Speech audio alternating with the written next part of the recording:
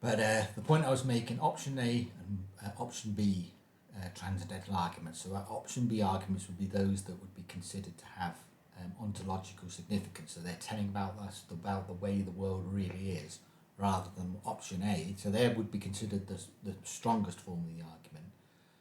Whereas option A arguments are just saying that we have to think about the world in a particular way. So there's an important distinction there. So the terminus that I was trying to get to, what I was trying to say there was that if you were trying to come up with a transcendental argument for the existence of God, the most your argument would be able to, if it was just limited to option A criteria, the most you could come up with is just by saying, well, you have, in order to be rational, you have to believe, say, the Christian worldview. So that would be your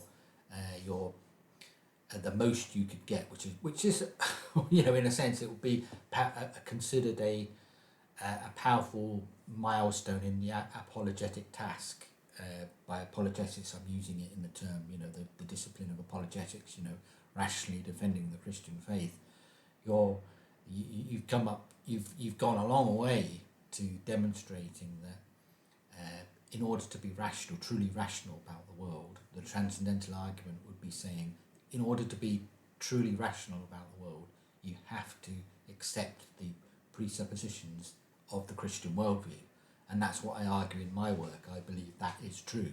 In order to be rational about the world, and this is what the Van Tillian transcendental argument is, that is saying that the preconditions of arguing at all about anything is you're accepting the Christian worldview, and that's what Van Tillian's work was. His I think the initial statement of the argument is only about 500 or 600 words long, but it's a very powerful, it's very concise, very clean statement of his argument by saying the discussion is really about what it's not so much talking about probabilities, but it's talking about, they're saying, well, you don't want to talk about probabilities, you want to talk about what worldview makes sense, what are you assuming in a worldview that makes sense of the concept of probability at all, and so that's where he's really sort of like trying to drill down to say, well, but what are you assuming? That's why it's transcendental. It's like Kant, you're asking those very, very basic questions. So, well, what is the worldview that makes sense of objects at all? And he's saying that only the Christian worldview makes sense of the concepts of objects, of causality, of those things that we take for granted in our experience when we're of logic, a foundation for logic.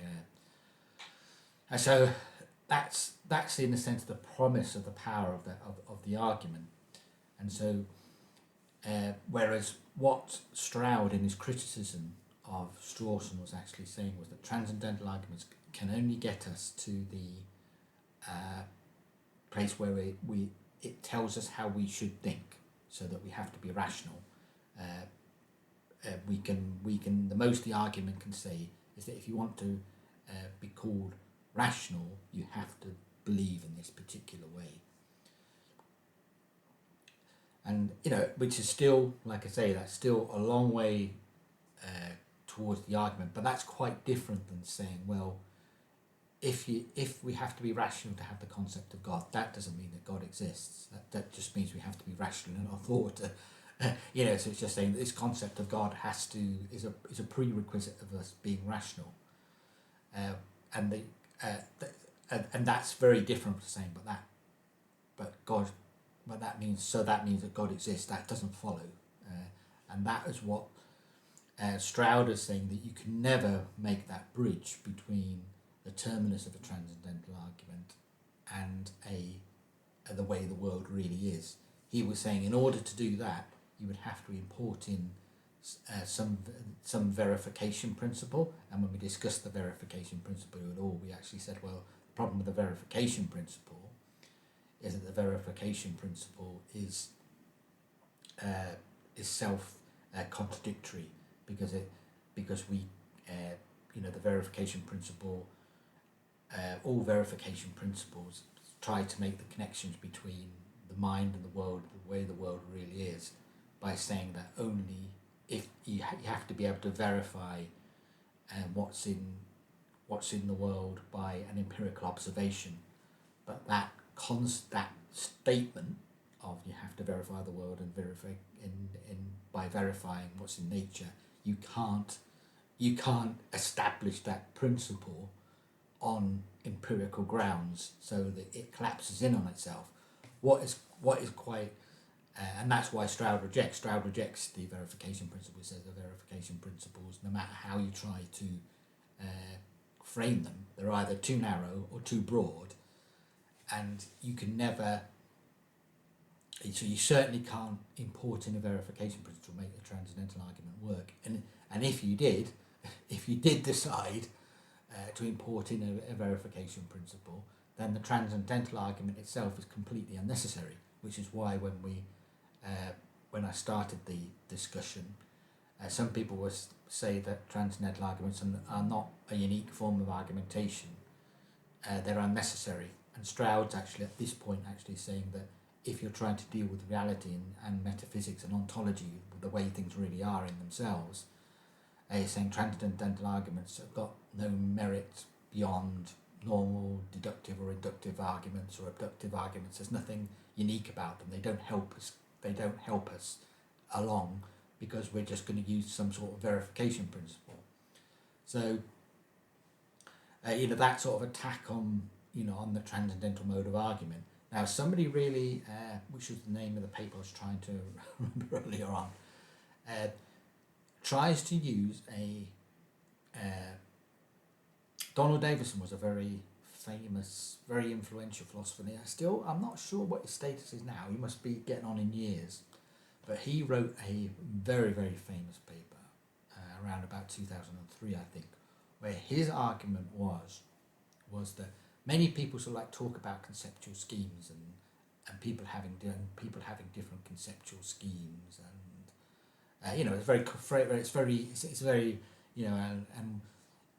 the term I prefer is worldview, which is, so people say, well, people have different worldviews, and I would say yes, that is true. I would say that a worldview is a superset of conceptual scheme. A conceptual scheme is part of a worldview, but there's more to a worldview than just a conceptual scheme. And I think Davidson, in a sense, in his would in his discussion of this, in a particular, I think again Michael Butler's discussion of this is good, is very clear in his essay, was he makes the point as well, is that when we say that there are different conceptual schemes, we're making say a Davidson, sorry, if I try and get these, this is just a little bit complicated, which is why I'm struggling a little bit to get it out. Davidson's view was that if you talk about conceptual schemes, he's saying there's a basic confusion. He's saying in order to recognise any of what we call conceptual schemes, different conceptual schemes, as a conceptual scheme, you're actually saying, well, he's saying you can't, if you're recognising something as a conceptual scheme, it's already part of your conceptual scheme. So he's denying that there are these individual conceptual schemes that we could recognise as individual conceptual schemes, and that might seem like that's quite a radical position, isn't it? To say, well, if by conceptual scheme you mean the relation of different ideas of how we think about the world, surely people think about the world and conceive of the world in different ways, and so they would have different conceptual schemes. But he would actually be making a distinction here. He's being far more nuanced. He's actually saying that and this is how it connects in a sense. It's like a transcendental argument, because he's saying that in order to recognise something as a conceptual scheme, in order to even get to that point, you would only recognise it if it was already part of your conceptual scheme. It's like you can't recognize, you haven't got the, if you consider it a psychological apparatus or a logical apparatus, however you're conceiving of this thing called a conceptual scheme, your conceptual scheme couldn't recognize any other if it's recognizing something as a conceptual scheme, it's already part of your conceptual apparatus. Now that's quite difficult to grasp, I think, but it might be more useful to think that when does that mean that there are no other conceptual schemes? No, that's not what he's saying. He's saying he said there might be other conceptual schemes out there, but he said that if you encountered them, you would not recognize it as a conceptual scheme. He's actually saying this is why you're seeing how I think you can see how close this is to Kant's view, because you're saying, well, Kant's actually saying, well, your mind constructs these objects of knowledge, and he's saying, well, there's this, he was saying, well, there must be this universal sort of psychological apparatus that deals with the world, and you can almost see this in Davidson, even though Davidson was much far more empirical, and he was a conscious follower of Quine, who departed from Quine on important ways, and this was one of the ways, I think, where he departed from Quine. But he's actually saying that, in order to, you wouldn't recognise something that's not part of your conceptual scheme. So he's saying that when people come up with all these types of arguments with respect to differing conceptual schemes, he's saying that's a fallacious, there's a basic error in your discussion there, because in order to see something as a conceptual scheme, it already has to be part of our conceptual scheme. Now, but that is different. That is, in a sense, that is what you might call an epistemological observation. You're saying that that is different than saying that there are, but there might be other conceptual schemes out there. It's just we could never recognise them. There might be, if you consider this way, there might be alien conceptual schemes out there, but we wouldn't recognise them as conceptual schemes. There might be people that think so radically different from us that we wouldn't even recognise that they were thinking. But then we wouldn't be able to know anything about them. That's the when you follow this argument through, it's quite interesting, the implications of what actually comes in there. And as a Christian, for myself, when reflecting on this as a Christian, it's like, but with the Christ, in a sense, the scriptures do say that God does say that my thoughts are not like your thoughts, and my and my the way God looks at something is not the way that we look at it. And our understanding is as high as the heavens are above the earth. My thoughts are differing than your thoughts. So God does have a conceptual scheme, and it's different from our conceptual scheme, and so there are other conceptual schemes out there. It's just we wouldn't be able to recognise them. So we have to deal with, in order to recognise something as a conceptual scheme, it is part of our conceptual scheme, and that in the sense was Davidson's. It was a very important sort of the implications of that, and that is a way in which you can try and bridge that gap between, say, what you would call option A transcendental arguments and option B transcendental arguments, because the terminus of the option A argument was, we do have to think this way. That's what Stroud says. Stroud says you can get to that point with a transcendental argument, that you can demonstrate that you have to think about the world in this particular way. But what you can't then do is make the ontological leap and to say that the world is this particular way. Whereas what Davidson, the philosopher, which I wish I could remember his paper, but he in his discussion he says, why, if we now take up Davidson's point of view of saying that there is only a single conceptual scheme, then we can actually say, well, we've made that the very fact that our argument says that we have to think this particular way, then they were saying, well, the world really must be this particular way. And that was attempting to, get that metaphysical bridge to the world as it really is in itself. We would have to say, well, but if for us as believers, we would have to say, well, we recognise that God does have a different conceptual scheme. So even if we had the understanding, to our best of our ability, that the world is, we have to think about the world and we conceive and perceive of the world in a particular way, that doesn't actually mean that the world really is the way it is. We'd have to say there's still room in a sense for us to say, well, actually,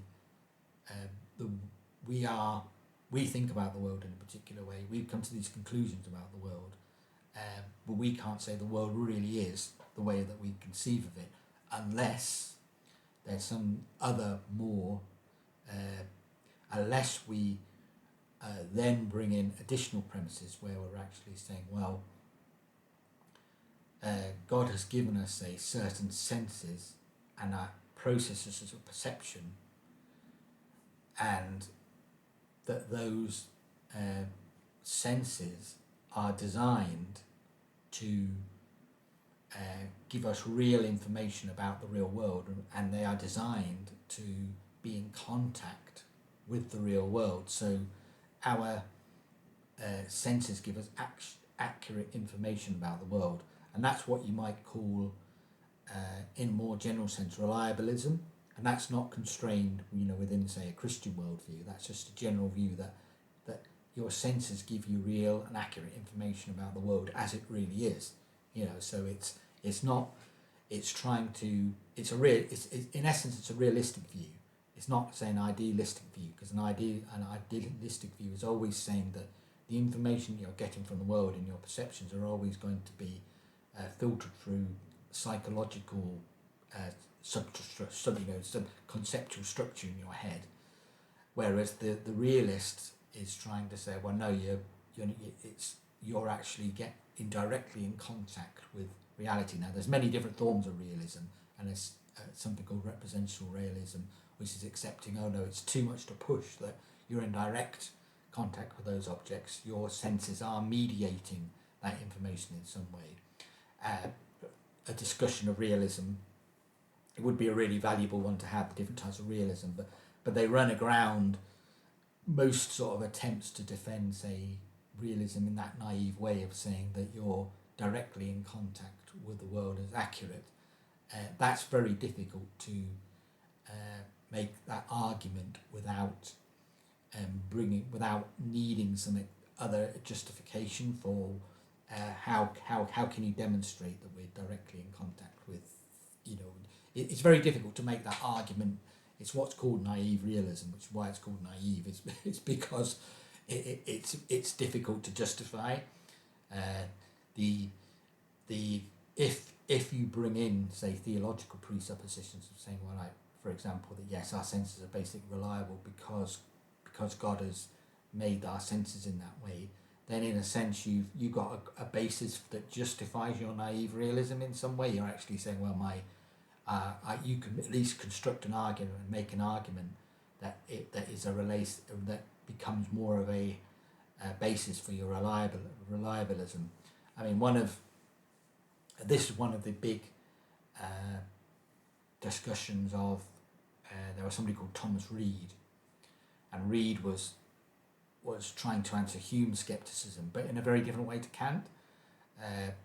Reid was actually saying, rejected that whole concept of, there being a separation of the noumenal and the phenomenal realm. He was just saying but he started from the point of view of actually saying, well, my senses are basically reliable. I believe that they are in contact with the world. And Plantinga develops Reid in his own epistemology. He very, very rigorous, great detail, but he actually basically accepted Reid, and he said Reid's far. He's saying he's far. He wants to say that Reid was basically correct, and yes, and he then goes and in his work he he makes a much far more sophisticated form of reliabilism. You know, he's not in my own discussion of Plantinga and his reliabilism, that he really does develop that very strongly and come up with a very what I would say is a very robust and convincing discussion of how we relate to the world. Now Plantinga never he has an apologetic interest in his world, where he was saying he wants to demonstrate that it's rational to believe in God, and he said that the philosophical arguments regarding God can never get you to the place where you could objectively argue and say that God is objectively true, that it's true. And he finishes, in a sense, his great trilogy. He had a 3-part trilogy, which is what trilogy is, isn't it? There was a tautological statement there, but in his great 3-part trilogy, he finishes it with this statement that was saying about but the big question is, because in a sense he's saying yes, you can get to this point, this terminus, where you can say that belief in God is rationally defensible, but he was saying now, and he's saying that this is as good as philosophical arguments can get, is by saying yes, this is rationally true, but he's saying the big rationally correct, it's okay, you can believe in God and you can be rational, and you needn't be ashamed. But he was saying it's another question. He said the big question is, so he can say that your belief in God is warranted. That's the term that's very specific to Plantinga, is this concept of warrant, which he believes was far stronger than justification. And he was saying, and his 3 books in a sense were demonstrating what warrant was, how much more useful this concept of warrant is as an epistemological thing. He was saying justification struggles because classical foundationalism was demonstrated to be inadequate as a theory of knowledge, and so his work in a sense is a far more rigorous foundationalism, showing what the basis of knowledge could be. But he was saying the big question nevertheless remains that even once we've got to this place, is it true? And he's saying that's a big question now. He said, I personally believe that this is that's the maximally important truth. I think that's the term he uses in one of his. He has 2 different versions of the same quote in his. He's got the big 3-volume trilogy ending, and then he did a far smaller book, I think, in 2015, because I think the trilogy came out. The final part of the trilogy, I think, came out in about 2000, which was sort of this thick, sort of 3. And but he did a very thin, sort of like a book, about 120, 130 pages, which I think was Knowledge of Christian Belief, I think it's called, which was like a non-trivial summary of the results, but he doesn't go into the enormous technical discussions that he did in the trilogy. He tries to summarise his view, and in both cases, the short and the long version of his argument, he finishes it with this thought. He was saying the big question is, we can demonstrate that Christian belief is warranted. We can be warranted, rationally warranted. So he's saying you can be intellectually fulfilled, and you needn't be ashamed of your Christian belief. You can demonstrate its rationality. But he was saying, but he finished his argument by saying, but is it true? He said, personally, I believe it is true, and it's true in the most important way. But he was saying that philosophical discussions and philosophical arguments, he was saying, I believe that, we've established and we've argued as strong as you possibly can with the sort of philosophical arguments. But he was saying that there's something different, there's like a qualitative difference between having belief in God and coming to there's a difference between being rationally convinced, is probably a good way of saying it, about belief in God, and that belief in God is rational, than actually believing in God and having like an active faith. I think, and that is a good division to.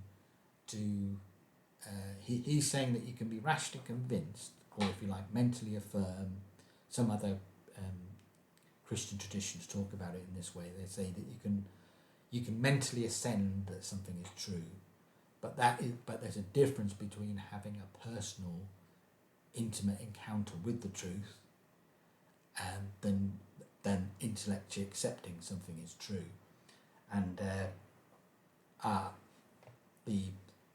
it's interesting. I'm thinking as well as my second supervisor, one of my first supervisor. Unfortunately, he left the university, so when I was somebody had to take up the supervision. And what was interesting about him was that he was he was actually a Muslim, and he said there's a difference between saying knowing Islam and knowing about Islam, and it said and actually practicing Islam in a particular way. So when you're actually in the sense having the religious experience of Islam.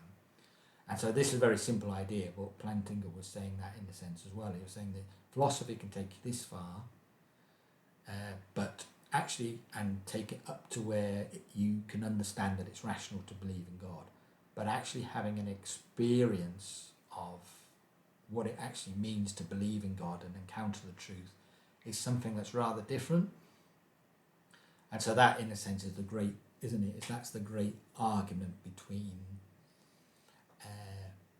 religious experience and the creeds of religion, and what is more important? Is it some sort of doctrinal statement about something, or is it the experience of living it? So the Kierkegaard, this is one of the things about Kierkegaard, isn't it? It's Kierkegaard rejected. He said that reason and the processes of reason, and to think that reason could ever get you to the place of experience of a authentic belief in God is ridiculous. And so he was I was putting a heater on underneath my desk here. He was saying that the authentic Christian belief is something that's experienced. The authentic practice of Christianity would be a better way of saying it. It's not something that comes to us through reason. It's something we have to encounter, and that's a very, very mystical, creedal distinction, if you like, duality. That tension is something that's very, very. That's one. I would say that's one of the big issues of the philosophy of religion, and particularly the philosophy and the Christian philosophy. And in my work, in a sense, I'm very much on the creedal side. I'm making an argument. I'm making a rational argument. And this, in a sense, is the distinction between if you accept, say, the terminus, if you accept that there is a fundamental limitation to where your reason can get you, that you can never reason to God. And that's one of the presumptions, I would say. That is one of the presumptions of Reformed theology, that Reformed theology says that there is no natural theology. What do we mean by that? Natural theology would mean that you could study nature and you could study the principles of nature, and if you reasoned correctly, you would eventually find God, and you'd eventually encounter God, and you'd have a relationship. You could come to a full-bodied belief in God just by dealing with, by studying the relations of nature. You could be rationally convinced about God just by studying nature. Whereas Reformed theology would want to say, because that sort of concept of natural theology is very strong. People would say that would be associated, say, with Aquinas, with the Roman Catholic position.